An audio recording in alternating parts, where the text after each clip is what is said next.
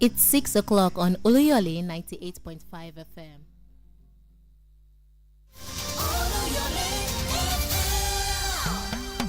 The news.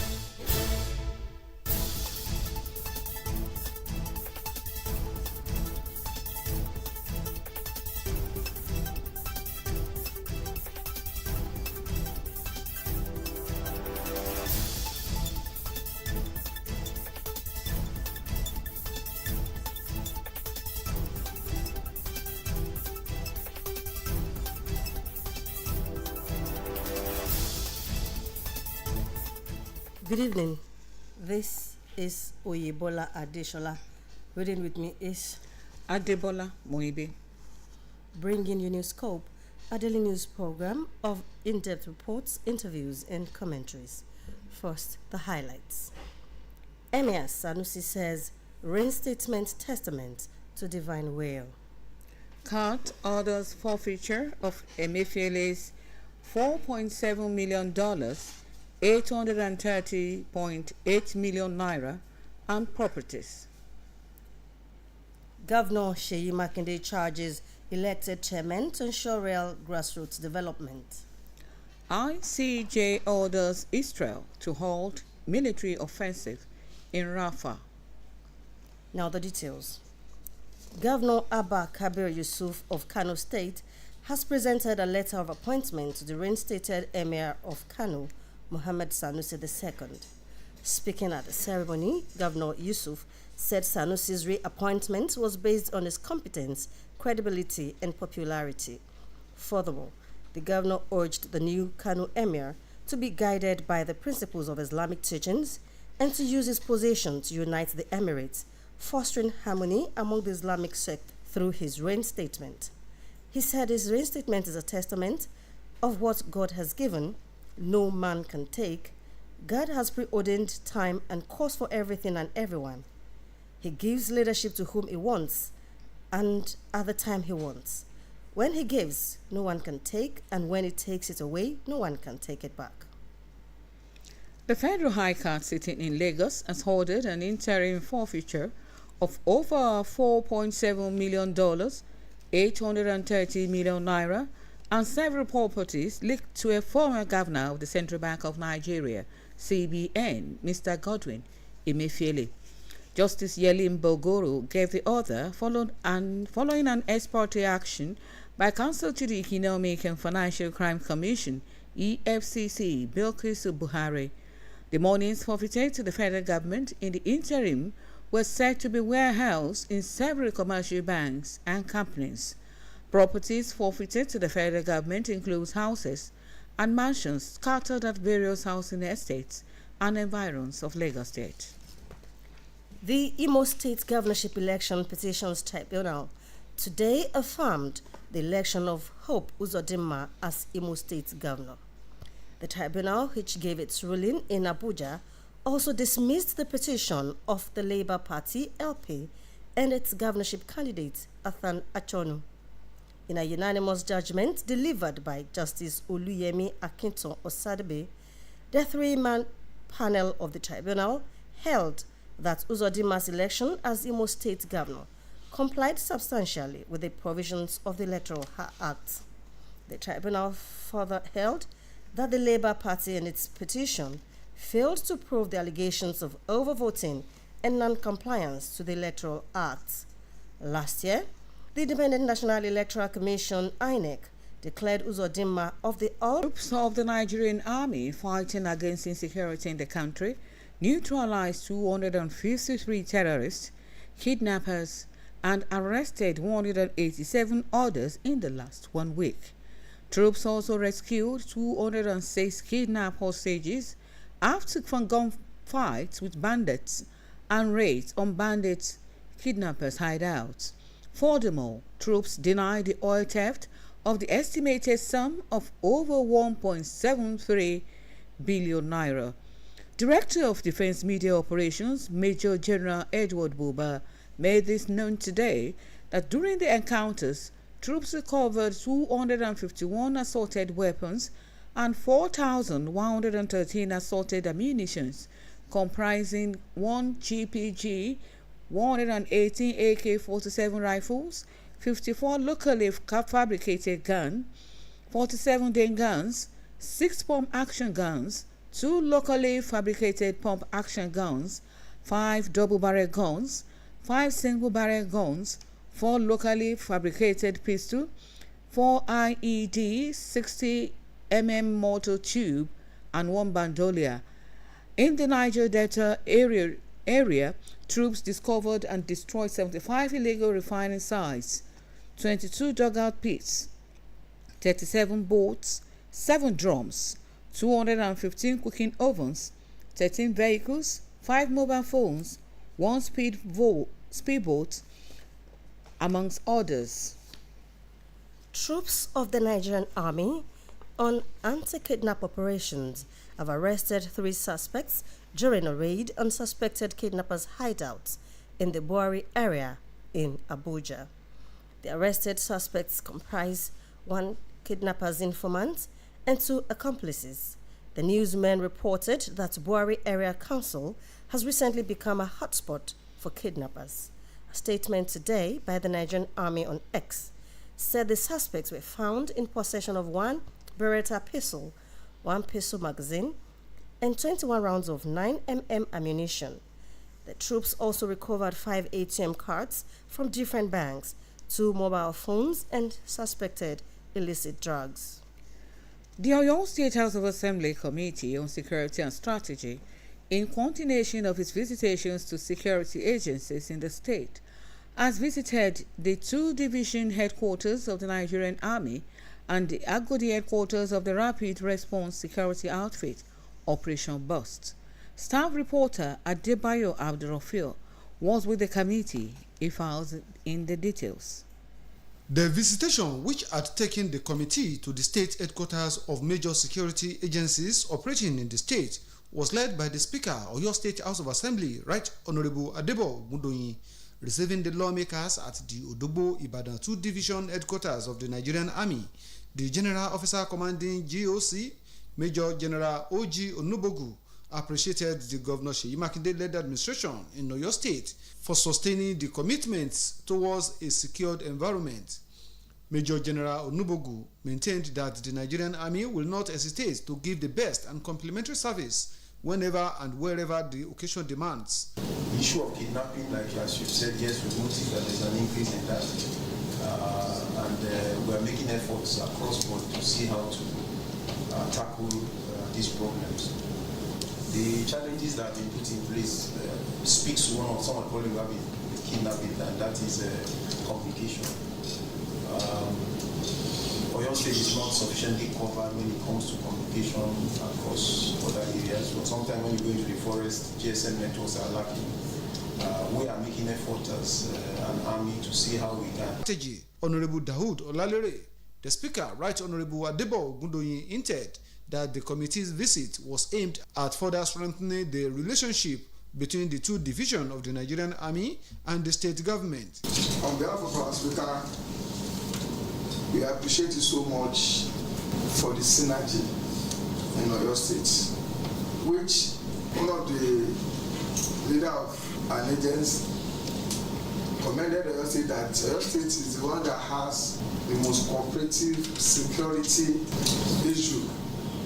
So we appreciate you most especially on your own aspect for the cooperation.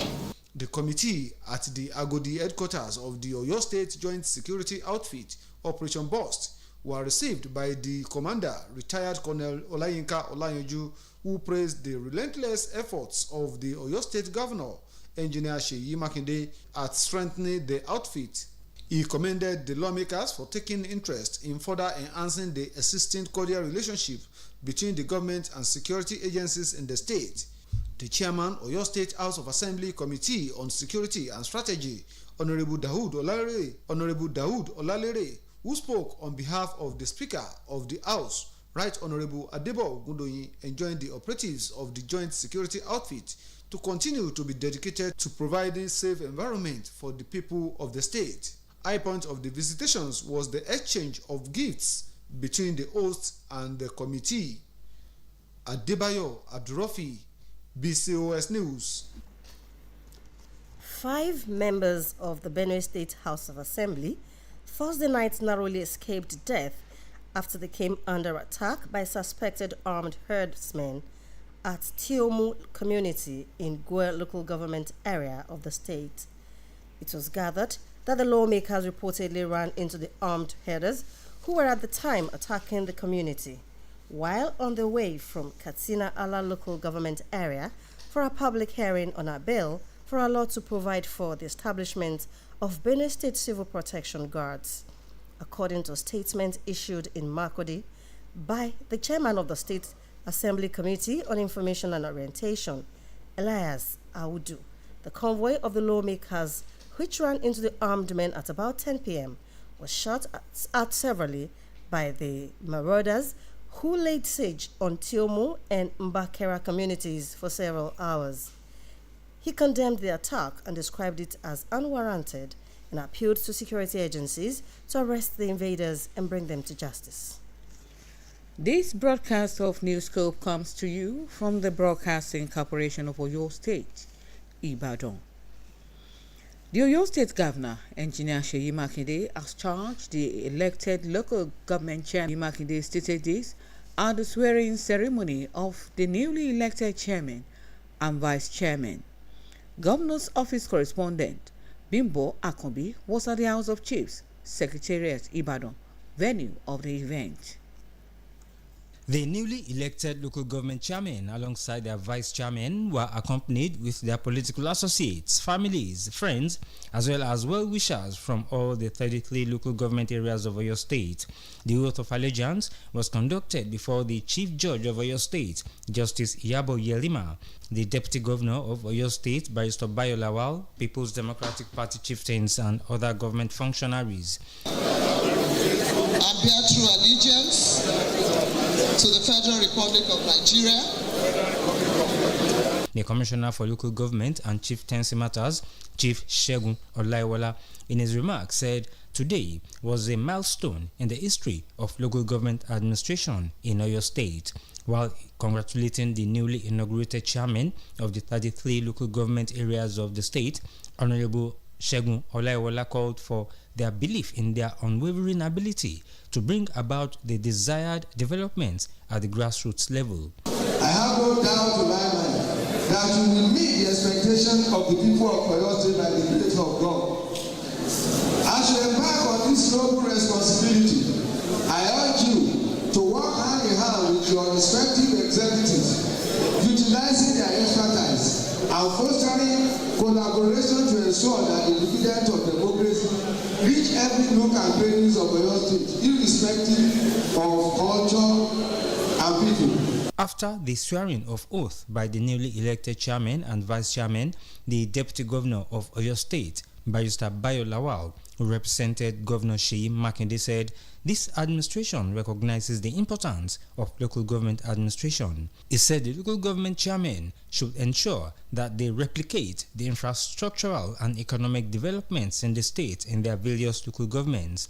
He also congratulated the Oyo State Independent Electoral Commission (OISEC) for conducting a credible local government election. As a responsive and purpose-driven administration, we realize that the local government administration cannot be undermined because of its constitutional obligation as a catalyst for sustainable development at the grassroots.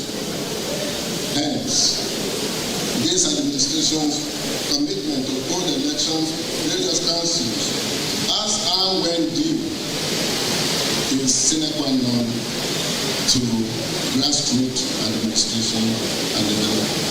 Some of the newly inaugurated local government chairmen, in separate interviews, generally said the principles of local government administration will be truly upheld. I want to use this medium to assure the people of Atisbo local government that the new dawn has come to Atisbo local government, and is be rest assured of dividend of democracy by the special grace of God. We are going to see a new level of new infrastructural development in Ibadan North, education sector, the women, the youth.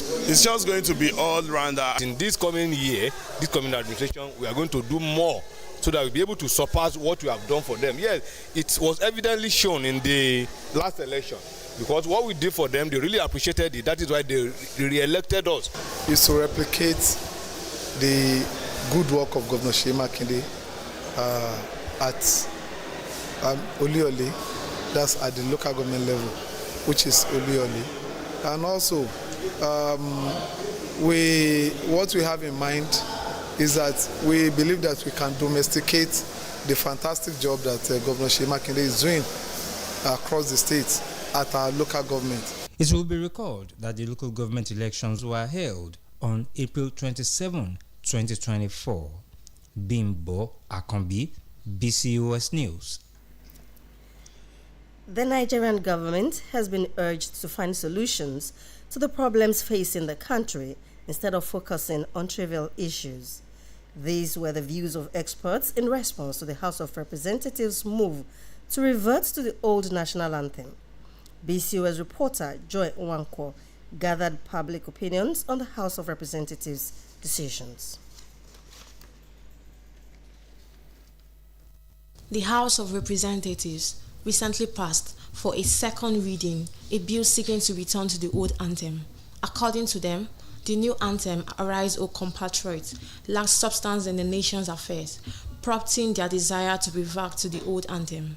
This has sparked reactions across the country, with many questioning the impact of the national anthem on citizens' activities. In a chat with BCOS News, public affairs analyst Dr. Kehinde Oyetimi stated that reverting to the old anthem does not address the country's issues. We have, National Assembly members who don't even know of national anthem. The question is it the national anthem about the people who recite this national anthem? We have lost as a people. Nigeria is worse off than it is today than it was when these national anthems, let me put it that way, whatever variant we choose to adopt today, when these anthems were even composed. So we are retracting from what should be our focus. And I know that this is a deliberate ploy by the political elite to drive us out of what should be the focus of governance. Governance is not about what we recite. In a contrary opinion, a political analyst, Dr. Enemaku Idachaba, argued that adopting the old anthem would add more value to the country as it relates to its past. You're looking at the content. It's more meaningful. It's more authentic to me. Even though those who composed it were not Nigerians, so to say. The experience, we cannot detach ourselves from the experience of colonialism. That is the fact. But what we do with the independence is what should matter. Our independence has no meaning up to now, even though we say we have changed the national anthem. The change is only in name. The context is not really helping us. It's not really pointing to the destination where Nigeria should be. Both experts harped on the need for the government to address the pressing issues affecting the country, such as insecurity and a failing economy. Joy Nwankwo, BCOS News. The Coordinating Minister of Health and Social Welfare, Professor Muhammad Pate, today said the enrollment quota in medical, nursing and other health professional schools has been increased from 28,000 to 64,000 yearly. Professor Pate said this at the sectoral ministerial press briefing to mark the first anniversary of President Bola Tinubu in office in Abuja. Over the years, health workers in the country have always moved to other countries to practice, but experts say the recent increase in immigration is worrisome. Professor Dangpam Shah of the Department of Political Science, University of Jos, has urged President Bola Tinubu to demonstrate commitment to electoral reform by convening a presidential dialogue on elections in the country. He equally appealed to the National Assembly to eliminate all ambiguities in the 2022 Electoral Act, like pre-election matters and election petitions, results collation and electronic transmission of results, under Section 64 of the Electoral Act 2022. Speaking in Kaduna at a one-day multi-stakeholders dialogue on rebuilding trust in the electoral process and election organized by EU support to democratic governance in Nigeria, the political scientist lamented that electoral processes in the country are poor. He alleged that there were unreleased voter cards and the voter register was fraught with multiple names, even when claims of a cleanup were made by the authorities. He also lamented the recruitment of commissioners, presiding officers, INEC state collation and returning officers, ad hoc staff, and recruitment of senior election management body EMB staff political appointees, saying that it resulted in apparent manipulation of the election processes. On the foreign scene, the top United Nations court today ordered Israel to halt military operations in Rafah, a landmark ruling likely to increase mounting international pressure on Israel more than 7 months to the Gaza war. It also ordered Israel to keep open the Rafah crossing into Gaza for the unhindered provision of humanitarian aid. Israel had argued before the court that in an order to stop military activity will give free rein to Hamas extremists and prevent its army from rescuing hostages taken in the group's brutal October 7th attack. The ICJ ruling comes hot on the heels of another highly charged decision on Monday by the International Criminal Court prosecutor to seek arrest warrants for top Israel and Hamas leaders. Prosecutor Karim Khan alleged that senior Israeli leaders, including Prime Minister Benjamin Netanyahu, plus top Hamas officials were guilty of war crimes and crimes against humanity related to the war in Gaza and the October 7th attack. To end this edition of Newscope, here again are the main points. Governor Abba Yusuf of Kano State has presented a letter of appointment to the reinstated Emir of Kano, Muhammadu Sanusi II, as the Emir says reinstatement testament to divine will. The Federal High Court sitting in Lagos has ordered an interim forfeiture of over $4.7 million, 830 million naira, and several properties linked to a former governor of the Central Bank of Nigeria, CBN, Mr. Godwin Emefiele. The Oyo State Governor, Engineer Seyi Makinde, has charged the elected local government chairman to ensure real grassroots development and also ensure dividends of democracy are delivered. The top United Nations court today ordered Israel to halt military operations in Rafah, a landmark ruling likely to increase mounting international pressure on Israel more than 7 months into the Gaza war. That's all from Newscope Desk for now. It was packaged by Bode Akinjola and delivered by Adebola Moibi. My name is Oyebola Adeshola. Thank you for listening, and don't forget to tune in for the Yoruba version at 8. Good evening.